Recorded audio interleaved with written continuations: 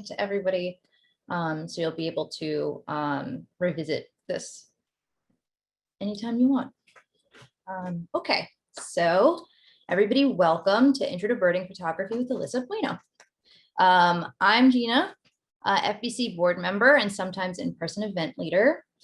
To start, I just want to thank you for joining us and give a special thank you to those of you who donated with their ticket. We raised over $1,000, which we will be donating to Red Canary Song directly. Red Canary Song is an organization that aims to help Asian and migrant sex workers with focus on both mutual aid and base building with migrant workers through a labor rights framework. We are so glad to be able to make the donation, and we thank Alyssa for agreeing to make this a fundraiser event for Red Canary Song. Alyssa, our host for tonight, got started birding on a Feminist Bird Club and NYC Audubon walk led by Jeffrey Ward in 2019. We can attest that Alyssa has learned so much in the few years she's been birding and has been such a great asset to the community.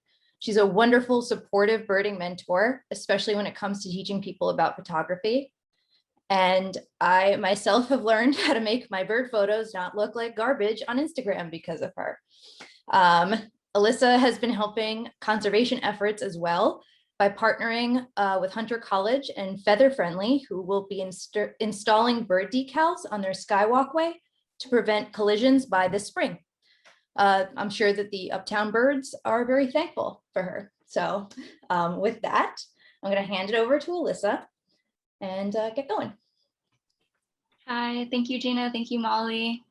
I'm so excited to be here and really excited to see familiar faces. So I am looking down in the chat and we've got lots of different gear, lots of different different brands and places where people are from. So that's really cool to see. I'm just gonna share my screen so we can get started today. But I just wanted to say that, yeah, I'm very excited. And today's webinar is going to be focused around bird photography, particularly with a short lens. So a lot of the tips that I'm going to be giving today are focused around people who are maybe either new to bird photography or have lenses in the 300mm or less range.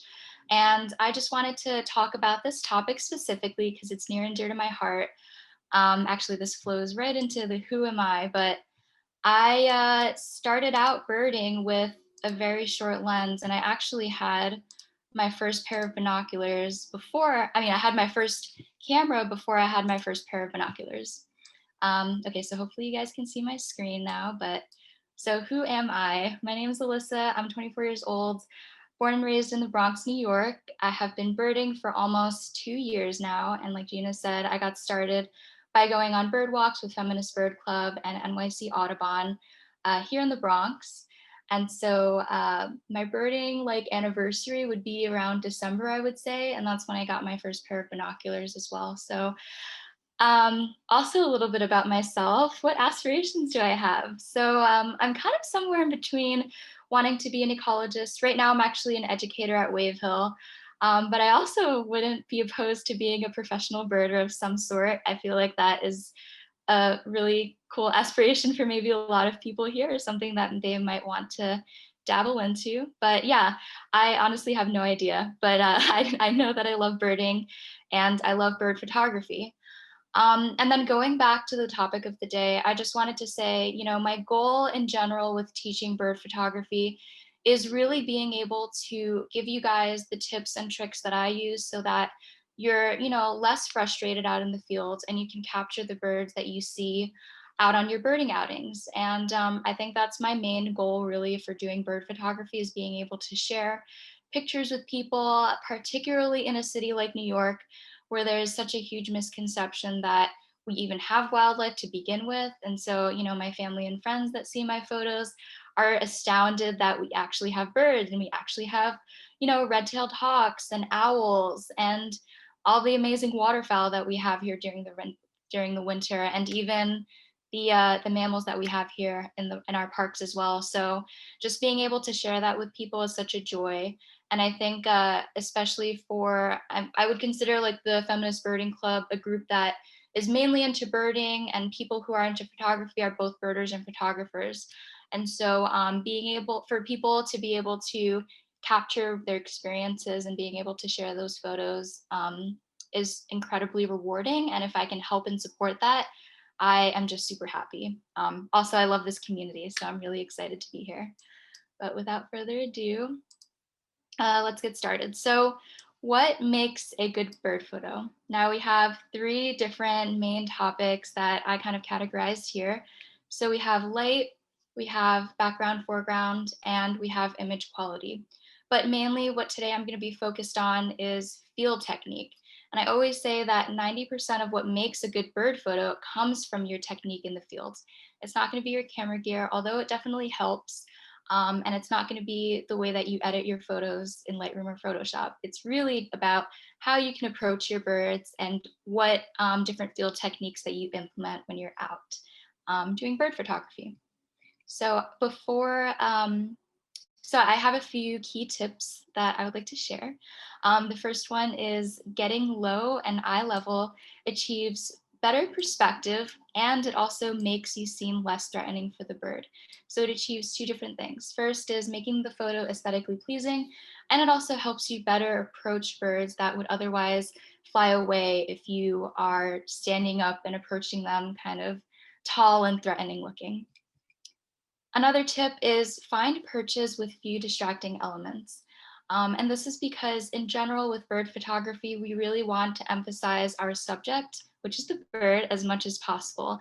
So that can be quite challenging sometimes, especially in the summer when you have a lot of foliage, or for birds that are quite skulky and like to blend in with the brush.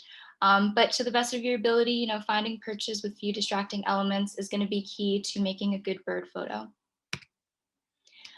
Also, anticipating movement and behavior is very important. So here we have a great catbird singing, and that is a very interesting part of bird photography that I think a lot of people aspire to do, especially for birders who, we love to see our birds doing their thing, singing out their hearts out, foraging for insects, whatever they do best, and be able to capture and share that.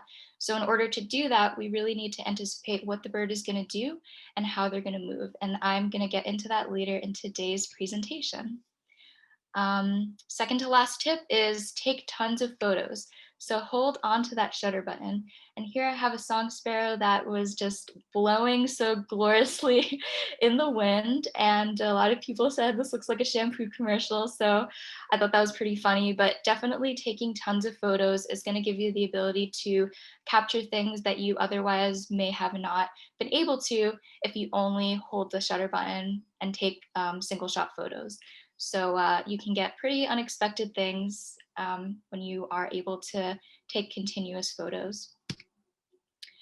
All right, and finally, this goes a little bit more into settings, but for a lot of you who might be beginner bird photographers, this is what I always tell people who are in my program, and also I just share this on social media. This is like my best tip ever, my golden nugget, but it is to use auto ISO plus 1/3 exposure compensation so you don't have to worry about settings as much.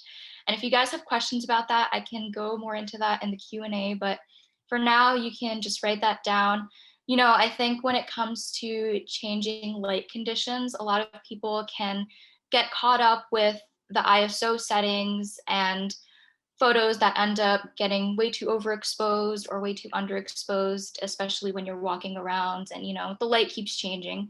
But going back to my goal of getting people more connected with the experience and being able to share their photos, I really do think setting some of your settings to auto is going to help you achieve that goal. So again, auto ISO with a 1/3 exposure compensation is going to allow you to expose for a photo that is not too underexposed, and it usually comes out with a very nice, well-lit photo with the bird being quite well lit and all of that jazz. Okay, so I'm now going to go into specifically when it comes to using a shorter lens. So I talked a little bit about in the beginning, when I first started out, I actually had my camera. So I started out using a Canon Rebel T3i with a 75 to 300 millimeter kit lens. And I already had that set up before I started to get into birding. So I would ID birds using that camera. I would capture all of my photos that way, and I would just snap a whole bunch of photos of birds I didn't even know and ID them after the fact. And so that's kind of essentially how I got into it. And honestly, sometimes how I continue to bird as well, but I also feel like, you should also use binoculars when you're out in the field, especially during warbler seasons, that you can ID your birds. But yeah, that's how I got started. And I really was able to learn a lot of the skills and tips and techniques that I'm going to be sharing with you while using a short lens. So the slide says the drawbacks of using a shorter lens, but really what I want to get you guys thinking about is how can we overcome the drawbacks and use a shorter lens, like a 300mm or 200mm, and use this lens to our advantage. But with that being said, let's first get into the drawbacks. So the first obvious drawback is less reach. So for you guys who might have really good eyesight or really good birders, but I think this is a red-breasted merganser, and in general, like using a shorter lens will give you less reach. But there are also some advantages to using 300mm lens. So in a sentence, it is quick, snappy, and a joy to use. This is a photo of my current lens that I use now, which is my Canon Rebel T7i with my 70 to 300mm f4.5 to 5.6 lens. And so what I love about this setup is that it is super lightweight. It is easy to maneuver. You have more opportunities to photograph birds because it's quite lightweight and you can carry it around all day. It's also pretty good in low light, so it has an aperture of f5.6 at the 300mm reach. And also, when you're using a shorter lens, it's generally easier to locate birds in your viewfinder. So it's going to be easier to photograph small birds and birds in flight because the bird is going to be smaller in your viewfinder. And so these are all the reasons why I absolutely love this setup. And I do think it is possible to be able to use a shorter lens to the maximum capabilities and still take really amazing frame filling shots of birds. Okay, so how do we get there? How do you get the most out of your lens? Now, I shorten this, it's like an acronym, PBS, and it just stands for patience, bird behavior, and sharpness. And underneath sharpness, I have 3 different other categories, which include stability, shutter speed, and focus. But for now, let's get started with patience. And so, like I said, approach is everything, and patience is key. So the more patience that you have in your bird photography, the more opportunities you're going to be able to get to photograph birds. That's just kind of a fact of life. Now, you don't want to be like this little girl chasing around pigeons because you're never going to get a photo that way.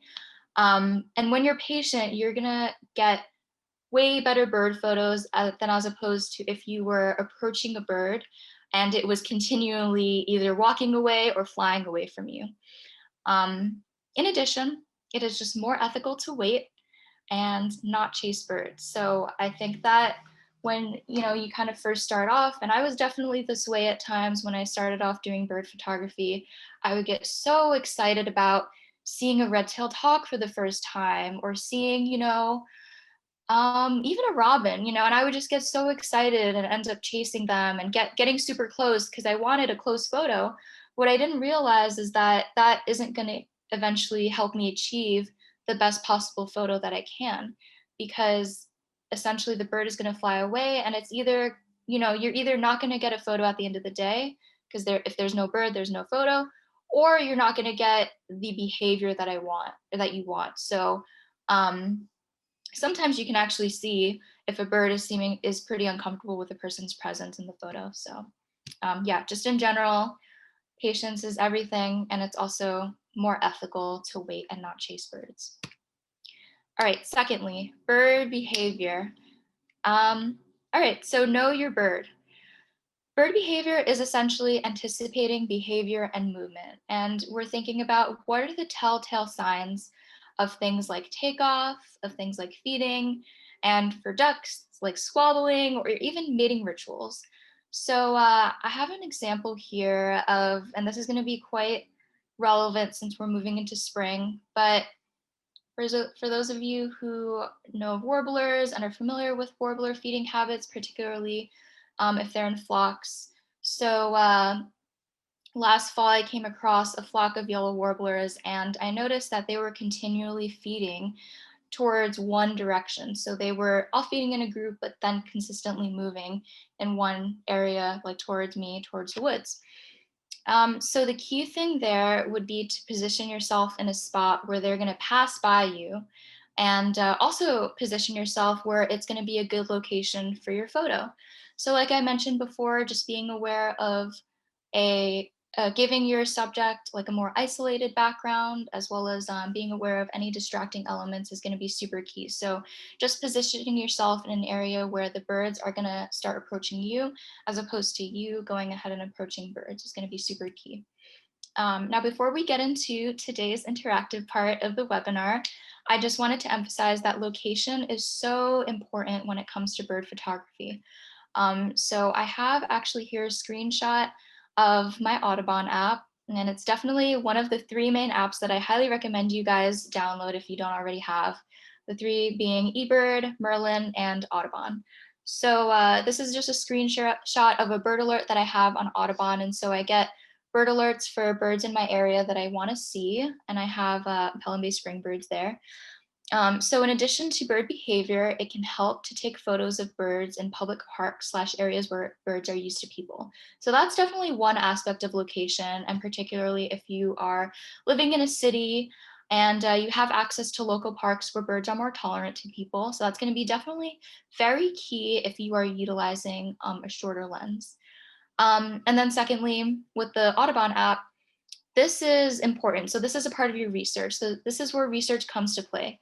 Checking out eBird and Audubon for recent sightings is going to be really important if you're looking to photograph a specific bird. So, I mean, I kind of feel like it's a little bit obvious, but if you are looking to photograph a belted kingfisher, for example, odds are you're not going to go ahead and go to your local park if you don't already know or have an inkling that a belted kingfisher would be there. So that's why eBird is going to be super important, as well as Audubon alerts. So as to if you want to photograph particular species of birds. What it can also help you do is know how far in migration is. So I'm getting a little bit of warbler alerts here and there, but once migration really starts getting revved up, I'm definitely going to see a lot more of the species that are coming through New York. And then also when it comes to location, you can also take awesome photos of birds at your feeder. You can either put food out or water for migrating birds, but when you're using a short lens, being opportunistic is going to be super key, because if you can get birds that are super close up, that are engaged in a feeding behavior or are kind of busy in one way or another, that's going to allow you to get way closer to a bird, as opposed to if it was just like out and about in a large park. So taking advantage of feeder birds is also a really cool way that you can get up close with birds. Okay, so now this is an exciting part. Feel free to utilize the chat box or unmute yourself for this, but we're gonna play a game which is called guessing behavior. And what I'm gonna do is I'm gonna show you the photo and describe it a little bit, and you're gonna guess what behavior the bird will do next. So hope you guys are as excited as I am. All right, so here we have a brant with an outstretched neck, and this, it looks like it's, it is looking for something. It has an outstretched neck, and it's kind of like looking for, sorry, I can't see the chat box. Okay, sorry. You see So it yeah, now? this is the photo. Can anyone guess what is going to happen next before I click to the next photo and use the chat box? Okay, some people said dunk, take off, shake its head, flap its wings, going underwater, dipping into the water. Okay, these are all good guesses. All right, we're getting warmer. Someone said approach another brant. And no, maybe, yeah, let it take its picture. Aggressive posturing. Oh, ding, ding, ding, you got it. Good job. So I'm gonna scroll to the next photo. There we go, it's squabbling. So a fight is happening, and I'm gonna quickly just go back. Just noticing the key telltale signs of what it's like, and you're gonna notice this when you're out more in the fields, but just noticing the telltale signs of what it looks like before a bird is gonna do something is gonna allow you to capture that moment when it actually happens. And so this isn't like an award-winning shot or anything, but I just wanted to show you what it was like to really just be able to predict that behavior. All right, so good job, guys. Next, we have a red-tailed hawk. It's looking really comfy on that perch there. It's got one talon up. What do you guys think is gonna happen? Preening, scratching. Looks like we're in some agreement. Okay, yes, it is scratching. So yeah, this red-tailed hawk had its talon up and it's super cozy in the warm sunlight, and it just decided to preen and scratch its head. And I think the cool thing about this photo is that you can actually see the membrane on its eye kind of closing, and that would be a really, like, that's just an example of one way that you can get a behavior shot before the moment and while the moment is happening, as opposed to kind of seeing it and then missing it after the fact. Hawk pants, yes! Good job, guys. That's great. Okay, now we have, this is another red-tailed hawk. It looks quite intent at staring at something. It's actually not looking at the camera, but it's looking at something ahead of it. What do you guys think is gonna happen here? About to fly off, take off hunting, swoop, launch, dive, J-fight, dive, hunt, hunt, take off hunting. All right, let's see what's gonna happen. Yes, it's gonna take off. And in this case, it was taking off to fly after a squirrel. And I just wanted to circle back onto a point that I made before, which was it's so important to make sure that you're ethical about your bird photography, because if I approached this red-tailed hawk and I had distracted it from what it was doing, I wouldn't have been able to get this shot. It would have either, you know, looked at me or flown off or gotten distracted, and maybe the squirrel would have run away.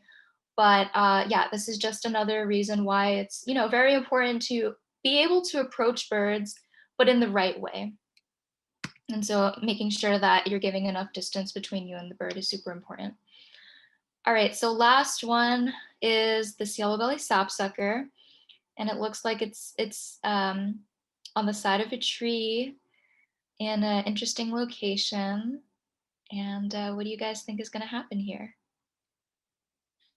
Someone said get some sap, go into cavity, peck, hop to a new spot, drill for sap. All right, fly away. Yeah, these are all good guesses, you guys. Okay, yes, it is drilling for sap. And so it's poking the tree for sap. And I was observing it for a while in this instance, but some other ways that you can kind of detect this behavior is just, you know, it's a yellow-bellied sapsucker. So if there's already holes there and it's going on this tree, then you kind of might have the idea that it's a tree that it frequents pretty regularly. So what I love about this photo is that you can see clearly that this yellow-bellied sapsucker is drilling for sap. You know, it's using its tail for support. And you get the cool shot of it looking serenely off in the distance. But if you wanted that behavior shot, you know, just paying attention and being mindful of that kind of stuff, you can get it. Okay, going into my third big point. This is sharpness. And like I said, if you don't have a bird, you don't have a photo. If you don't have a sharp photo, unfortunately, you also don't really have a photo as well. And so there are three main things that go into sharpness. You got stability, you've got shutter speed, and you have accuracy. And I'm gonna go into each of these things. Okay, so for stability. Now this is really important, particularly if you're using a heavier lens, but it is also important even if you're using a shorter lens. I think, this is a technique that you should be practicing no matter what. But this is actually the T-Rex pose, and a lot of photographers utilize it. So if you think of a T-Rex, it has little itty bitty arms, and it's got its arms quite close to its body. So you kind of want to emulate that when you're holding your camera. And my little zoom thing is going to be quite small, but if you guys look at me for a second, you're just holding your arms kind of in towards your body as well as towards each other, and then kind of holding your camera close to your body is going to ensure that you're limiting the amount of camera shake in your lens. So that is the T-Rex pose. You can also see, like what this guy is doing here in the photo, is leaning against a tree. So that's another way that you can increase stability. Okay, sorry, I'm just looking at the chat now. How do you get the colors on that buffalo head? Mine always wash out to dark. Oh yeah, so actually I already covered that. So if you, going back to the buffalo head really quickly, if you implement the auto ISO plus exposure compensation thing, that's going to allow for you to expose for the bird really well. So in my experience, when I use auto ISO, it tends to give me underexposed shots. And so that's the reason why I add plus 1/3 of exposure compensation to whatever I'm doing. And you can play around with that setting too. It doesn't always have to be plus 1/3. It can be like plus 2/3 or plus 1, depending on how dark it is. But for something like this, and this works for buffalo heads, this works for common grackles, this will work for brown-headed cowbirds, any bird that has that beautiful shimmery plumage will really pop when you use that setting on your camera. And then for maximum ISO, it really depends from camera to camera. For mine in particular, and I think for a lot of cameras and entry-level DSRs, the maximum that you want is 6400, just because if you go above that to like 128,000 or even higher than that, it tends to introduce a lot of grain and noisiness, and that takes away from image quality. So just being mindful of maximum ISO is important as well. Thank you guys for the questions. Okay. Secondly, to get sharp photos is utilizing fast shutter speeds. So here we have this figure here, and it kind of shows you what image you are likely to get depending on the shutter speed that you decide to implement. So for 1/2 of a second, you're going to get quite a blurry subject.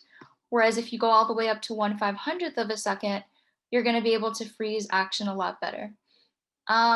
Okay, so you have two things here in regards to shutter speed. I actually mentioned two different things here. So your rule of thumb is that when your environment is much brighter, that gives you the opportunity to use a much faster shutter speed. And shutter speed is basically how fast your shutter is opening and closing. But when it's darker, you just want to be mindful of that and using a little bit of a slower shutter speed, because that is going to allow more light to come into your camera. So that's one thing on shutter speed. The second thing is freezing action. So in general, in order to freeze action, you want at least 1/320th, ideally 1/400th of a second to freeze birds, depending on the species and what you want to capture. So if you want to capture birds in flight, for example, you're going to want something along the lines of 1/2000th of a second. But if you're just trying to capture birds that are perched and you're not really caring about behavior or anything like that, or in-flight shots, 1/400th is a pretty good general rule of thumb. But again, it's really light dependent. So with anything when it comes to camera settings, aperture, shutter speed, ISO, all of those things are light dependent. Hopefully that made sense, but I'm gonna show you guys some pictures. So yeah, this was, oh gosh, I wish I remember the settings, but this was probably like 1/250th of a second or so. You can actually get pretty creative. If you do want to get interesting, blurry movement shots and get those creative shots, then you definitely can lower your shutter speed. But I was actually intending to get this goldfinch perched. So when it decided to take off, it was actually, the wings were quite blurry. Whereas for the red-winged blackbird, what I wanted to do was get it singing. And so in order to do that, I probably used shutter speed somewhere in the realm of 1/400th or 1/500th of a second. But just because, you know, it's overcast here, I wasn't trying to go way too high with my shutter speed because I didn't want to have too much noise in my photos. If you guys have more questions on that, feel free to ask. And all right, finally, this is the last thing when it comes to getting sharp photos is accuracy. So this is just a beginner tip, is always use single point autofocus. And the difference between these different things, now this is what it's going to look like on the back of your camera. So this is what it looks like on the back of my Canon T7i, is you have single point autofocus, you have zone, you have a large zone AF, you have 4 different options here. But what you want to use is single point. And that's because when you're giving, so essentially with the second one here, hopefully you guys can see, with the second one here with the multiple black dots, that basically means you're giving your camera the ability to decide what it wants to focus on. Whereas when you're in single point, you specifically are choosing what you want to focus on. So you're focusing on a particular point. Whereas, you know, if you're photographing a bird, the camera has like 9 different options from points to focus on. And so that's not going to give you the most accurate photo if you're taking a photo of something as small and as fast as a bird. Now, the only caveat to this is if you're photographing birds in flight. So if you're photographing birds in flight, what you probably would want to use is something like this, so zone AF. And that's just because you do want to give your camera a little bit of control when it comes to focusing for birds in flight, because it can be a little bit tricky to be the one to focusing, to be the one who is having all of the control for focusing in birds in flight. So I just wanted to give you some examples. This is an example of what it would look like to capture a beautiful branch as opposed to this beautiful palm warbler. So this is the case for when the camera decided that it would be awesome and amazing to focus on this branch as opposed to the warbler. So what you want to do is capture the warbler, and that's why single point AF is super important when you are photographing tiny, fast-moving things that oftentimes can be in the midst of a lot of other distracting elements in your photograph. So yeah. And this is a one of my last tips when it comes to just autofocusing and sharpness in general. This is a more advanced setting, but you can also customize your camera to autofocus using the AF on button as opposed to half pressing the shutter. And this is called back button autofocus. And so if you feel like, you know, you would like a little bit more accuracy when it comes to the focusing in your bird photos, you can definitely experiment and play around with back button autofocus. It's not mandatory if you want to get great shots, but I personally use back button autofocus, and it's essentially like you're using this button back here to focus as opposed to half pressing your shutter button to focus. Yeah, some people love it, some people hate it. It's up to you. All right, now to end off today's webinar, I'd like to share a few of my favorite photos with my 300mm lens.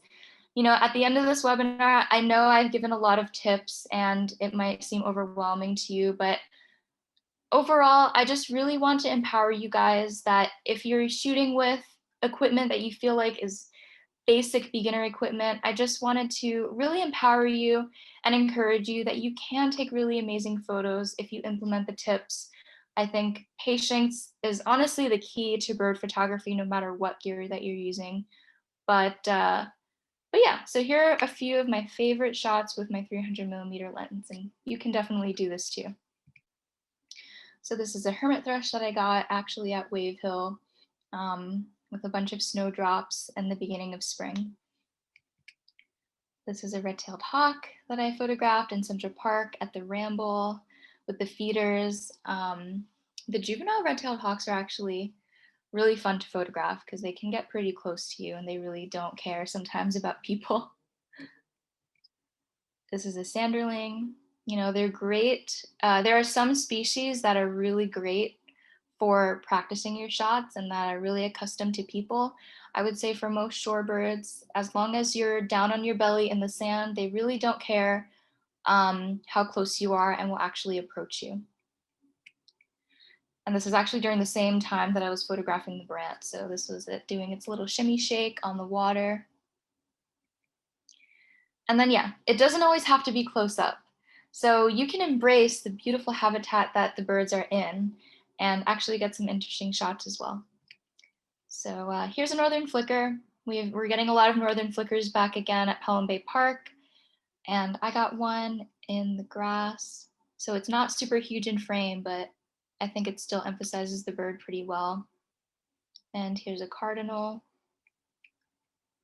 golden crown kinglet, super tiny. I think what I love about tiny birds, what I want to do this spring too with warblers, is emphasize how small they are. I think a lot of people, so when I was a beginner bird photographer, actually, before I saw a warbler, I saw a whole bunch of photos on Instagram and Twitter, and I used to think warblers were huge. Like I used to think they were cardinal size or sparrow size. And then the first time I saw a warbler, I was like, wait, hold up, they're actually tiny. And I wasn't expecting it. So I think what I want to do more of is really just emphasize how tiny these tiny birds can be. And so I did that here for the golden crown kinglet, and I encourage you guys to do the same. There's a lot of photographers out there who are doing like the whole habitat thing, and it's really kind of spurring this whole creative side of bird photography as opposed to just, you know, the typical huge in frame shot that you would normally see. But with that, thank you guys so much for joining today. I enjoyed talking to you guys so much and answering your questions, but yeah, I'm happy to answer more questions. Thank you.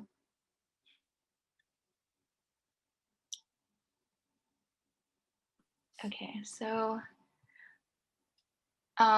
Molly and Gina, I don't know if you were keeping track of the questions from before. Yeah. I think someone asked a few times what if you could type your setup in the chat. Yeah, I definitely will do that. And then after that, I have two more that I've written down. So I'm using the Canon Rebel T7i plus the 70 to 300 millimeter lens. And so I essentially use this setup. I have a new one now. I'm still using my Canon though. But I use this setup up until like January of this year. So I only recently got a new camera and a new lens, but this is my old T7i here. And then my lens is over there. Okay. And then there was another one that somebody who had to leave at 7, but I think they hopefully are still here.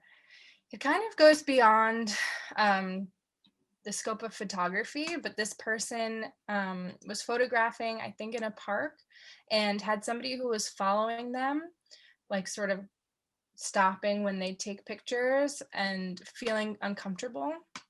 So I don't know if you had any advice for that, or we could also open this up to any other birders or photographers who felt uncomfortable in this situation. I know that I sent our email to the person because we did have a self-defense class last month or the month before where we talked about this a little bit, but I'd be happy to hear what your advice is. Yeah, for sure. I've experienced that too, of creepy people out in the parks. So I'm happy that this person brought this up. I think in general, just like no matter where you are, taking precautions is going to be really key. I think it's kind of like an unfortunate fact, honestly, that we do have to make sure that we're being safe and we're being aware of our environment. I think, you know, it can be pretty easy to get caught up in the birds, but if you're by yourself, like you're in a park that doesn't have a lot of people, whether it's early in the morning or closer to dusk, I think, you know, one, just being aware of if you're entering a trail, like looking back, and this is all precautionary. So I'd rather you not have this, like not being in a situation where you're encountering someone in the first place. So I'm always very cautious person. I make sure that no one's following me before I go onto the trail. I always carry mace with me. I did take a self-defense class in high school, which I was really happy about. Um, but yeah, if you can do the Feminist Bird Club self-defense thing, please do. And then finally, like if you can, just bringing a friend with you is really amazing, not only for safety reasons, but just for being able to share the love of birding with each other. I think it really does enrich the whole experience to bring someone with you. Oh, and then another thing is if you wanted, you can also share your location with other people. I don't know if anyone else had any tips. I have had random people come up to me. So I bird a lot in Pelham, and especially during the summer, actually during the winter too, all seasons. There are people who like, they kind of sit in the woods in very wooded areas of the park. And I don't know why they do this, but I've always had like fellow birders tell me, oh, don't go out by yourself because, you know, there's weird people. And I'm happy that they told me that, but it does make me nervous in general about going to those parts. So if there's any part that you feel uncomfortable with, like I advise you not to go, like trust your intuition and trust your gut, because that, you know, more often than not is going to be like your alarm bells are going to go off. So yeah. Sorry, I hope that was helpful. I hope I didn't go on too much of a tangent. No, thank you, Alyssa. There were a lot of helpful things there. And if the person who asked that question has any follow-ups or clarifications they'd like, feel free to put them back in the chat, or again, reach out to the Feminist Bird Club. We can connect you to the self-defense person who did our course last month. Their company is called Feminist Self-Defense, and they did have a lot of advice for birding specifically, because she's a new birder and has had a lot of people just kind of come up to her and unwanted interactions, and she had a lot of tips about body language that were really useful too. But yeah, somebody sent me a direct message, and I just wanted to ask this question in case it gets lost. But M. Kelly asked, what do you think about the ring thing that makes your lens more powerful? I think it's called a telephoto converter. I'm very interested in what this is. Oh, okay. Yeah, for sure. So a teleconverter is basically something that you can add. It's kind of like, it will fit between your camera body and your telephoto lens. And you can either get one that's like a 2 times teleconverter or a 1.4 times teleconverter. And there's definitely pros and cons to using it. I would just make sure that it's compatible with the type of lens that you have, because there are some lenses that, for example, won't autofocus with a teleconverter on. So my 75 to 300 millimeter, because I did have a teleconverter at one point actually, but I quickly decided not to use it. And this is not a recommendation, but just my personal preference. I couldn't autofocus using it. And I think it was because the aperture was just way too high with the teleconverter on. And autofocus for me is really important because it's pretty tough to manual focus on birds when you're out in the fields. I don't recommend manual focusing unless you're shooting through a lot of things and it's a stationary bird like an owl. But if it's like a songbird, then you know manual focusing really isn't going to be that great. It's not ideal. But yeah, a teleconverter will give you either 1.4 times more reach or 2 times more reach. Now the alternative to a teleconverter, because you really like, it becomes a challenging thing to deal with light and everything like that. So generally people don't use teleconverters on zoom lenses. They most likely use it on a prime lens. But the good thing about crop sensor bodies is that it already gives you an extra reach. So for example, with my Canon, it's a crop sensor body, and that will give me 1.6 times a greater amount of reach than a full frame body. So that's one of the benefits of that kind of body. So if I'm shooting with a 300 millimeter lens, it's automatically going to give me a 420 millimeter reach. And the same would be said about teleconverters too. So it would just add on to that, like keep adding and adding on to the amount of reach that you have. Cool. I see that Alex has her hand up. Um, Are you trying to ask a question? Yeah, I had a question related to focus that was I wasn't or it was a little hard to explain in text. So I was thinking about this in relation to like photos like the golden crowned kinglet picture that you had on screen earlier, where the bird is off center. Um, so to get shots like that, you said that you don't like to use manual focus for songbirds, but for me at least, it would be difficult to like use the little arrow buttons on the back of the camera to like change the single point of the autofocus over to the spot where the bird is in the top left. How do you get those kinds of shots quickly in the field with such a fast moving bird? Okay, yeah, for sure. So you can do one of two things. The first one is easy enough, and it's just cropping it so that the bird is on the left-hand side as opposed to the middle. The second thing that I do a lot is I will focus at the bird. So this is actually when back button focus becomes super duper helpful, is you can use your back button focus and focus on the bird, and then move your camera slightly so that now the bird is in the better position, and then hit the shutter button. So yeah, that's what I would do if you're looking to get a bird in a particular position. I think that this question from Karen is also kind of similar. So does the single point autofocus generally focus on the bird you're photographing? I may be using it wrong, but it feels like, or I feel like it always focuses elsewhere and can be frustrating because the birds move so fast. So. Yeah, I think if you are finding that your camera is focusing in other places, then you're likely not in single point AF. Because if you're in single point, it would be you having all of the control over where your camera is focusing. And so I can go back to that really quickly. Sorry, I was going to this slide because I feel like a lot of people had questions about the setting. So I just wanted to leave that up, but then I'm going to go to the other slide to show you. So just making sure you're only seeing like that tiny dot in the middle as opposed to any of these other settings. Hopefully that makes sense. What, if any, editing do you prefer to use? I don't know if that's editing programs. Oh, I use Lightroom and Photoshop, but for 99% of my photos, I just use Lightroom. Cool. You can actually get the free app on your phone. Somebody's asked, how do you avoid blown highlights? Okay, so yeah, that has a lot to do with your exposure. So if you are, actually two things, exposure and also lighting conditions. So I don't think I touched on this, but generally, I actually do have a photograph in a harsher light, but so this is an example of a bird with bright blue skies and harsh light. I think I took this around like 12 or 1 p.m. So this is actually not an ideal photo that I personally liked, but because it showed behavior, I decided to use it.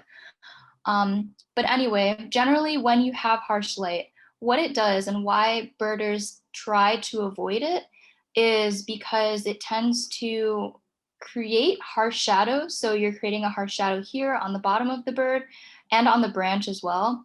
And it tends to also blow out highlights, particularly on birds with white plumage. So you never want to go outside and photograph a great egret when it's like 12 p.m. noon, because you're not going to get as much detail in the bird. And then when it comes to the settings, you just, in order to not blow out highlights, if you feel like you're blowing out highlights, just use a lower ISO. So where was it? But then, because I mentioned use auto ISO, it's just easier. Do you have any other questions? Michael has their hand raised. You want to unmute? Yeah, hi. Alyssa, thanks for doing this Zoom call. It's really awesome. My question was about back button autofocus and tracking perch birds versus birds in flight. I find it hard to switch to like from single point to multi-point if a red-tailed hawk is perched and then it takes off and I want to keep shooting it while it's in the air.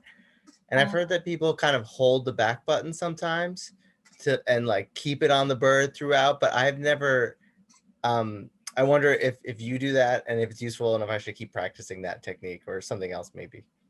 Yeah, I do that. When it's in flight, so with back button autofocus, you just want to hold on to the button. So With back button autofocus, the minute that you focus on something, it's going to hold that distance. So no matter where you move your camera, that whatever, let's say it was a branch that you focused on, it will keep that branch in focus from the distance that you focused at it.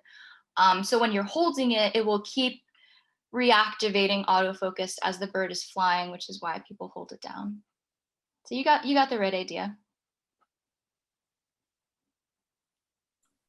Alyssa, a bunch of people have been asking about photographing with their phones.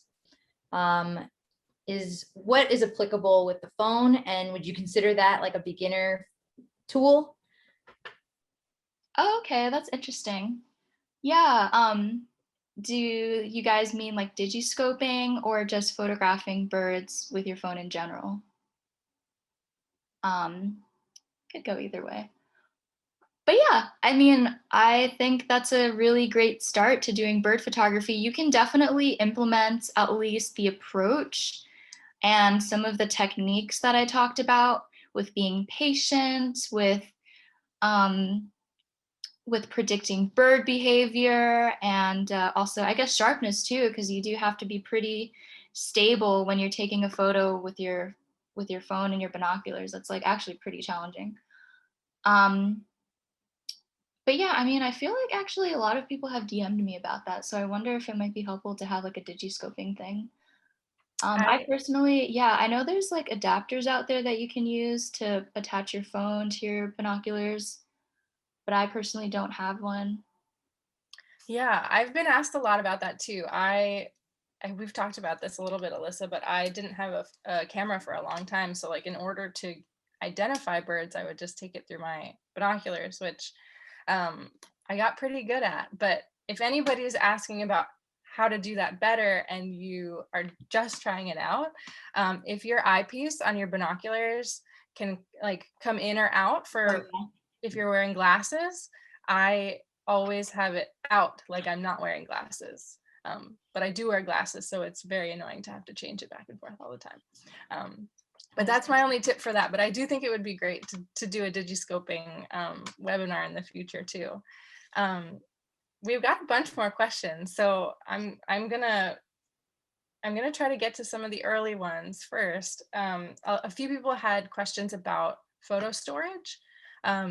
Like how do you deal with all of the data and all of the photos that you collect since you take so many of them?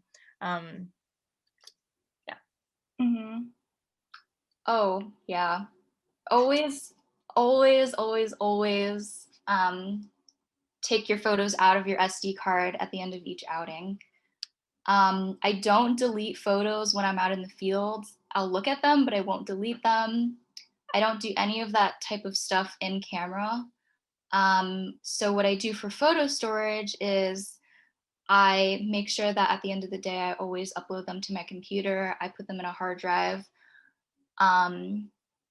I guess one thing you can do if you're really struggling with finding a place to put your photos is you can remove and delete all of the photos that you don't want and only save the ones that you do want. You know, that's probably something that I have to start doing because I actually keep all of my photos. But yeah, so definitely don't keep your photos on your SD card, like to the best of your ability. I know sometimes it's a hassle, but try and upload the photos and delete them off your SD card at the end of each outing. I have photos on my SD card from like 2015. No. But I'm also I usually use my digiscoping. A few people asked if you use full manual or shoot raw. Oh yeah, that's a good question. I shoot raw, 100%. Okay, so the thing with raw is that it helps a lot with editing. So this is actually particularly important for those of you who are shooting with a shorter lens. is that if you're shooting in RAW, it's going to give you more ability to be able to crop and edit your photos as opposed to if you're using JPEG.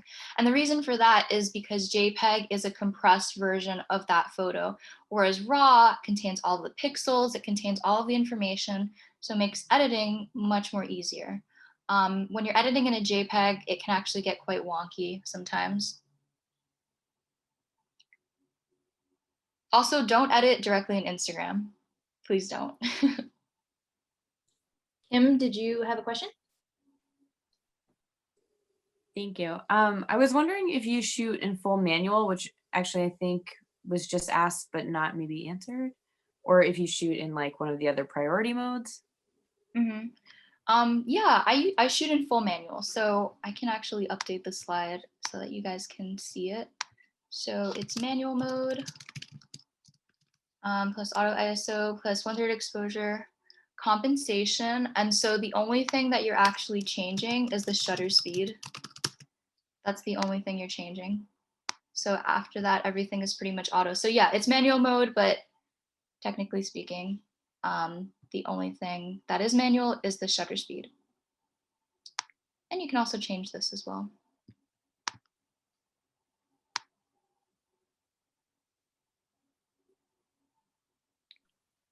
A question that I liked was, what's your favorite bird to photograph? That's a good question. I'm just gonna go with my favorite like group of birds that I like to photograph, especially this winter. And those were the sparrows. I had such a fantastic time shooting the sparrows this winter. I absolutely fell in love with them because they're pretty abundant in my park. Second best is probably the wrens, so Carolina wren and winter wren. I love those birds. I wonder if I have that photo that I took. Oh, I didn't include it. Okay, I'm gonna show you guys.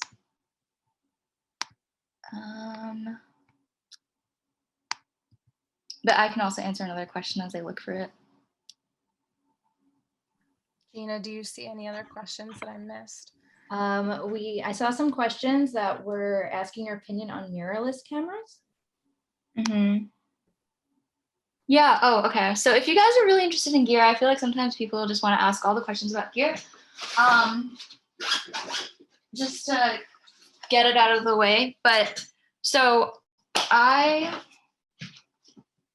used to shoot with my Canon Rebel T7i with this lens. This is my 70-300, and this is my DSLR. So this combo.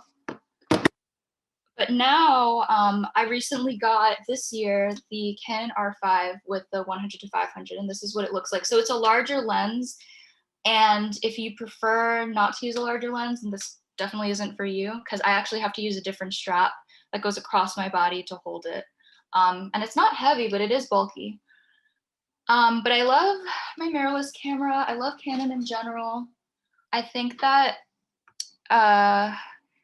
there's pros and cons. I think specifically for like the Canon mirrorless bodies, the autofocusing is really good because they have this option called animal eye AF, and it really gives you a lot of flexibility. I think especially in terms of composition, because it focuses on the eye. So no matter where you move your camera, you're always going to be on the eye. And so like I can compose my photos while I'm still holding the back button autofocus.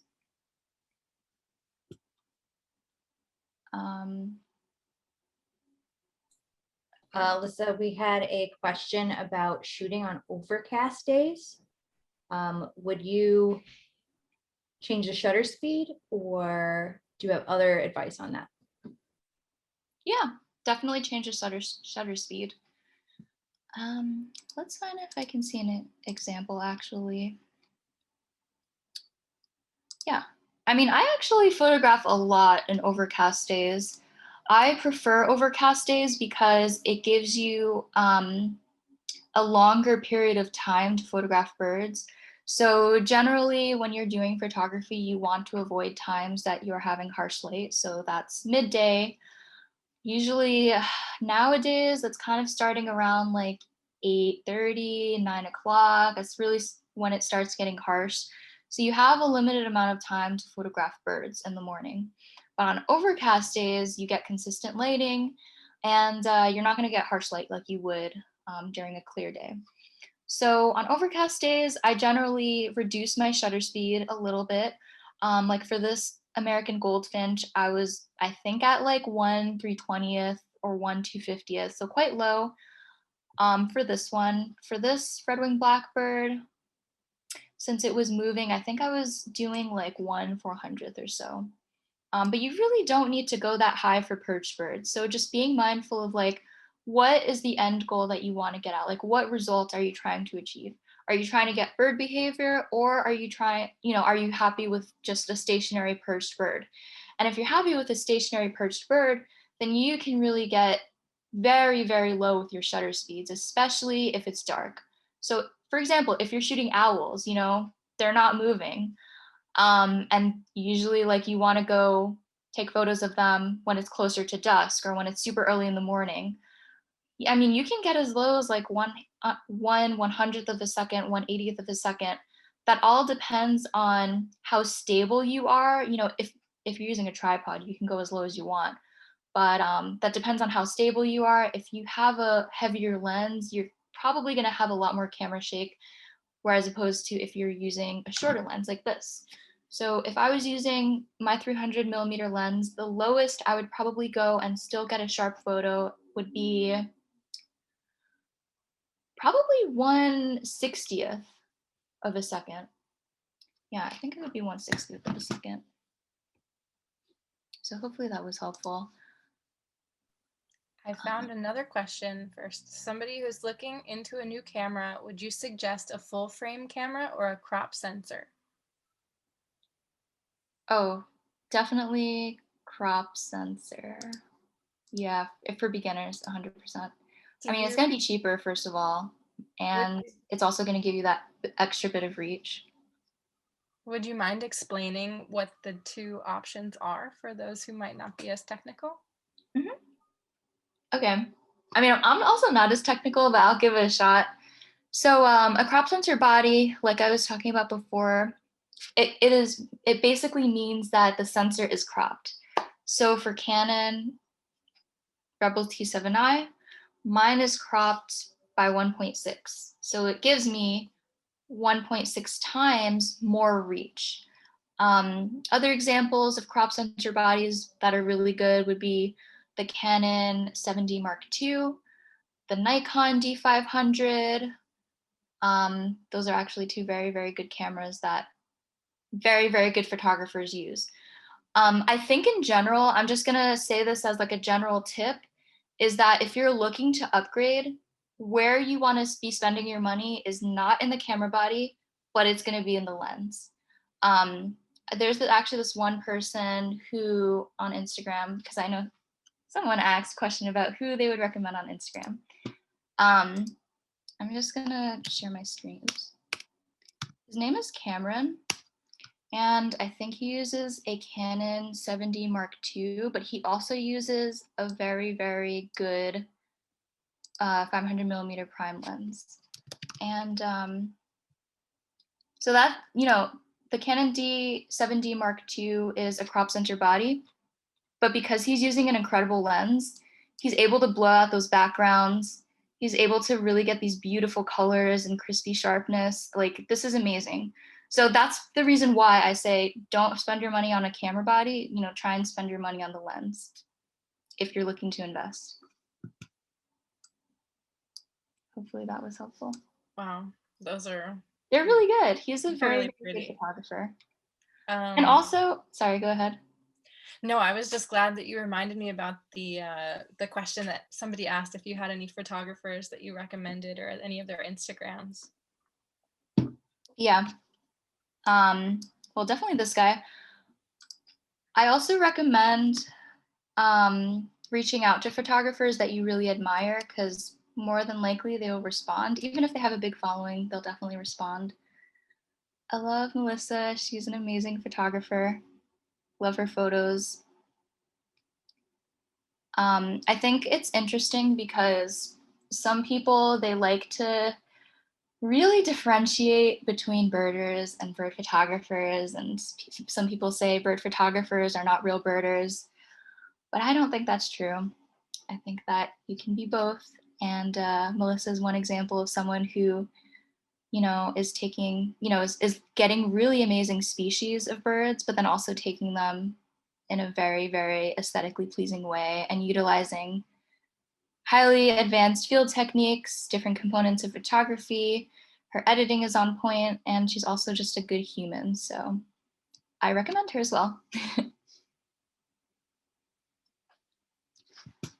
feel like I could go on that question, by the way. There's so many people on Instagram that I love. Yeah, maybe if you wanted to just share one or two more. I also see Pravita put in the chat Preeti. And then Dan Yeah, I'll put her. shared Tara McIntyre. Hello. But yeah, if anyone else has any suggestions besides Alyssa and you want to drop them in the chat. Yeah, and I think the cool thing is that there are, when you get really, really high level, there are photographers that focus on specific species. Like they have a favorite species that they love photographing. Yeah, Preeti's great. Color, so much color. Okay, so one example of that is Emily. So she really focuses on wading birds, herons, egrets, shorebirds. She's always on the water. I think she's from North Carolina. So if you like are focused, and then there's also people who really focus on raptors. So they can be pretty cool inspirations if you want to improve on specific species.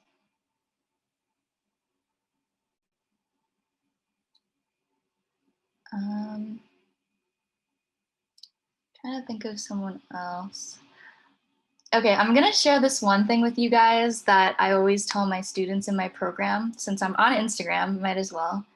But what I love about Instagram is the saved feature. So what I do is I actually save a whole bunch of photos that I really love from different photographers, and I will place them in different categories. So I have an emotion one, I have a color one, habitat, bird, well, I'm building out birds in flight. I have a category that I think would look really good on a wall. So fine art prints, general bird inspiration, wide angles. So I highly recommend you guys doing that if you don't already. It's a really great way for you to identify aspects of a photo and why you like it. So for example, this is my habitat, and I've selected a whole bunch of different photos. Just as I kind of scroll through them on Instagram, I'll just casually add more and more photos, and all of a sudden you have this really beautiful catalog of things that you can look back on. So for these, I've picked ones that really emphasize the bird's habitat, or the animal, could be anything. I actually have quite a few young photographers here as well. Like Caleb is really good.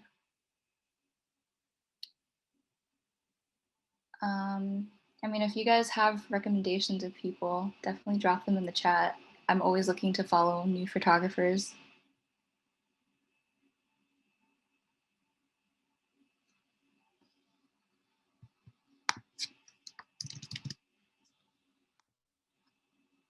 I also really like Kojo Birder. Speaking of young photographers, I think he's in college. He just started recently. And yeah, takes really nice bird shots. He also, so he put his gear here. He has the Canon 7D Mark II with a 100 to 400 lens. And you can see, you know, you don't need a 600mm lens to get up close to birds and to be able to take these beautiful portraits.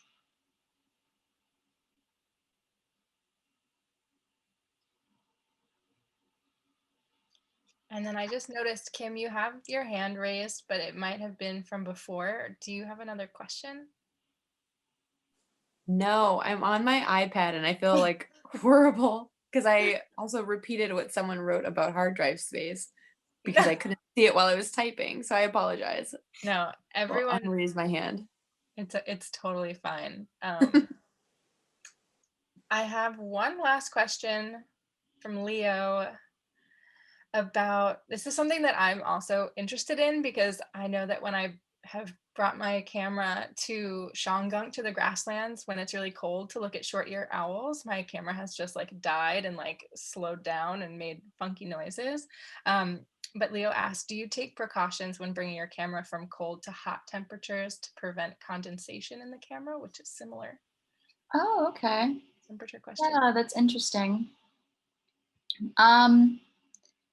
So when it is, or when you're like going between hot and cold, what you don't want to do is open up your lens and your camera and introduce different like varying temperatures of air, because otherwise it's going to create moisture inside, which is really not ideal.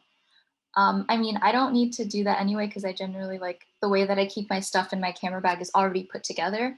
But if you're someone who puts together your stuff, you know, like out in the fields, or, you know, having that exchange of air can sometimes create condensation. I do know that there are some mirrorless cameras as well. Mine, not really in particular, but I think some in the Sony line that might react a little bit differently to cold weather, and it kind of can drain the battery. So also when you're out, just making sure your battery is fully charged. And if your battery drains really fast, having multiple batteries can be really key.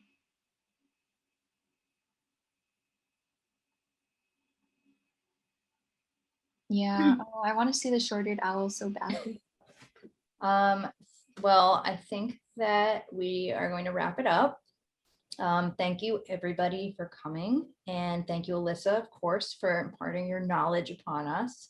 I already went into my camera and changed a bunch of settings while you were talking, because I'm like, I'm gonna forget these things and just go back to my bad habits. So really thank you, and thank you everybody who donated. We're going to make that donation, and have a good night and happy birding. Show us your pictures, tag us. Thank you guys. Bye, thank you everybody. Bye.